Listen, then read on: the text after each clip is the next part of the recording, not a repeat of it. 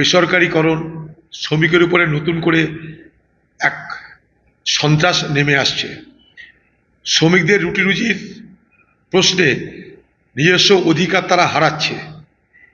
নানা রকমের আইন এনে ভারতবর্ষের শ্রমিক কর্মচারীদের অধিকার হননের চেষ্টা চলছে। তৃণমূল পার্টির লোকেরা পার্লামেন্টেতে এগুলো নিয়ে বলে যে শ্রমিকের স্বার্থ রক্ষা করতে হবে।